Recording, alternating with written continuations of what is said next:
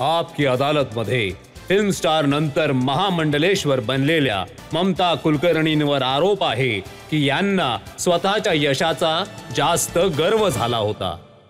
हे बघा, तुम्ही म्हणताय की त्यावेळेसही सिनेमांमध्ये होतात तेव्हाही तुम्ही धार्मिक होतात, पण जे धार्मिक प्रवृत्तीचे लोक असतात त्यांच्यामध्ये संयम खूप असतो, त्यांना राग खूप कमी येतो, अहंकार खूप कमी असतो. पण खूप सारी अशी उदाहरणं मी तुम्हाला देऊ शकतो.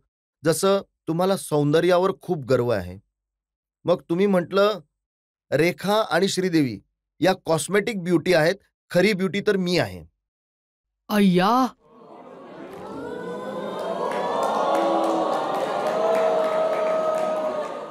नाही नाही, हे अगदी चुकीचं आहे. माहित नाही कुठून काढलं तुम्ही हे. नाही नाही, हे सगळ्यात चुकीचं आहे, सगळ्यात खोटं आहे. त्यावेळेस कसं होतं माहितीये, we use to have that Stardust Cineblitz. खूप कॉन्ट्रोवर्सीज होत होती त्यावेळेस.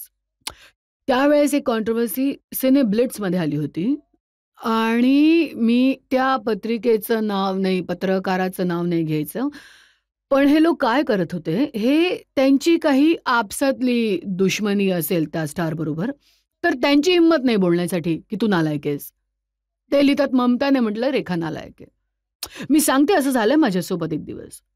तर मी पटकन रेखाजींना फोन केला. मी म्हटलं रेखाजी, आता 5 दिवसानंतर एक माझा इंटरव्ह्यू येणार आहे सिनेब्लिट्समध्ये आणि त्यामध्ये जे काही लिहिलंय ते मी नाही म्हटलंय.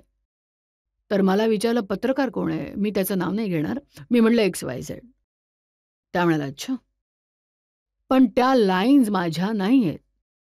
Okay Mamata, I understood, so don't take it personally. एक दिवस काजोल, जेव्हा मी करण अर्जुनचं शूटिंग करत होती, धाड धाड धाड माझ्या रूममध्ये मेकअपमध्ये धाड धाड धाड. माहितीये ना काजोल कशी आहे. मी दरवाजा उघडला. मी विचारलं या Kajol, what is it? No, I am getting one interview. People are written that I'm jealous of you and I am having insecurity about you. I said, yeah, okay. I've not said that. I said, okay. निघून गेली.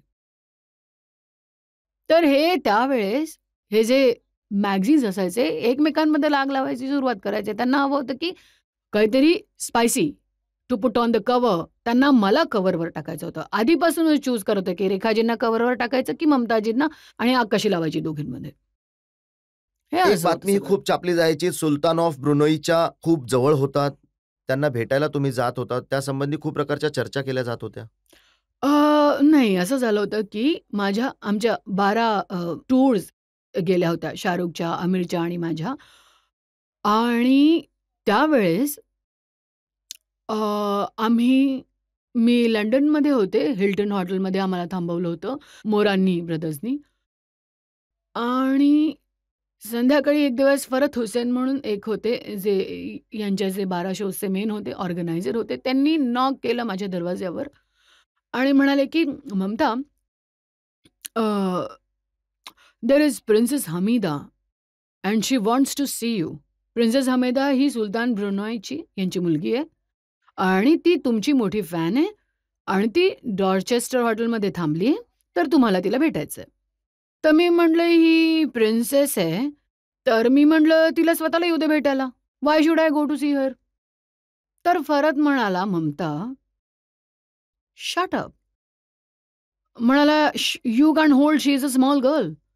मी म्हटलं she is a small girl. मला वाटलं कोणी queen Wien असेल, एकदम अशी सिंहासनावर बसले की या. मला म्हटलं 1 सेकंड. पटापट मी कपडे बदलले आणि आम्ही डॉर्चेस्टर हॉटेलमध्ये गेलो.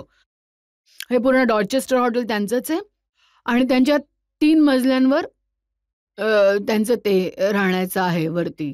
वरती गेले तर ती एकदम डाऊन टू अर्थ प्रिन्सेस होती. तिने ती जमिनीवर बसून तिचे ते सगळे ऑर्फन मुलांना ऑर्फन म्हणून ती तिच्याजवळ ठेवत होती. मग त्याच्यानंतर त्यांनी मला, तिचा बर्थडे होता हमीदाचा ब्रुनाईलमध्ये, तर त्यासाठी तिने मला आमंत्रण दिलं की Mamata can you come to my birthday, it's in the Brunei. मी म्हटलं okay I come, I have no problem. मी ब्रुनाईलला गेले. ते जगातल्या सगळ्यात श्रीमंत लोकांपैकी एक आहेत. हो, त्यावेळेस richest man Sultan of Brunei. तर मी गेले होते तिथे त्यांच्या बर्थडेला. 5,000 डिग्निटरीज होत्या. कोण मायकल जॅक्सन पासून बऱ्याच लोकांनी परफॉर्मन्स केला. आम्ही सगळे एकाच टेबलवर बसलो होतो. मग अशा गोष्टींचा गर्व होत होता तुम्हाला? ॲरोगन्स वाटत अरे होतं? नाही, नाही असं काही नाही झालं. मी कोणाला सांगितलंही नाही अजूनपर्यंत त्या गोष्टींचं. पण कारण ते येत किती राहिलं असे लोक आहेत, मॅगझिनमध्ये.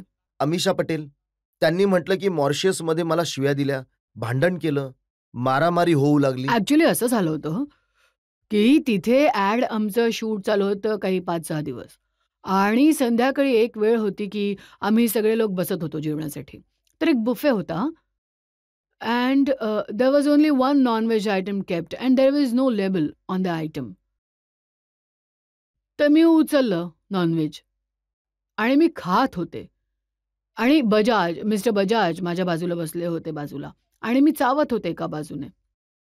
ते चावलंच जात नव्हतं, ते ब्रेकच होत नव्हतं. तर मी म्हटलं, "Bajajji" and that was only non veg item kept. तर मी म्हटलं, "excuse me, can you tell me what is the meat?" मला वाटलं काहीतरी शिळं असेल म्हणून it's not getting beaten properly in pieces. तर मला बोलतो, की हे डिअर मीट आहे.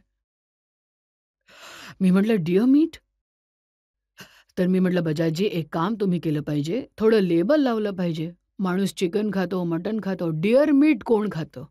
मी म्हटलं, "can you put next time label?" And I told him so softly. मी म्हटलं, "लेबल लावा." ही समोर होती, कोणी नवीन मुलगी होती, मला नव्हतं माहीत कोण Amisha Patel. "Oh my God! You celebrities are so pricey, so हाय.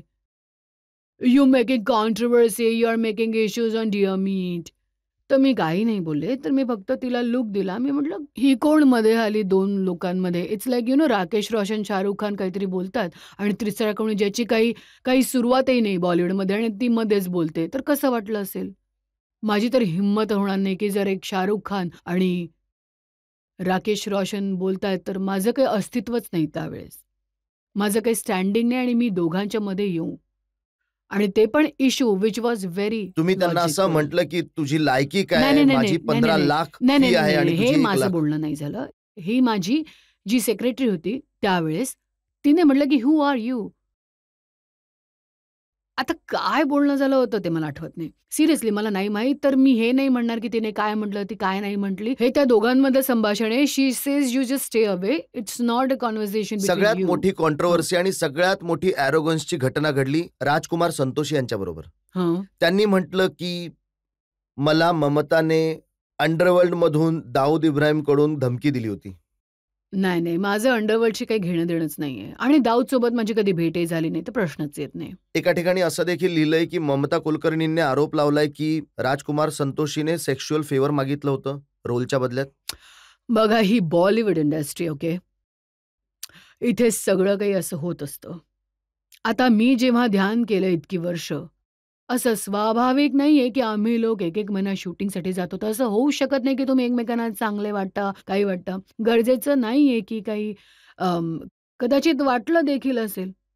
तर it's it's very normal thing.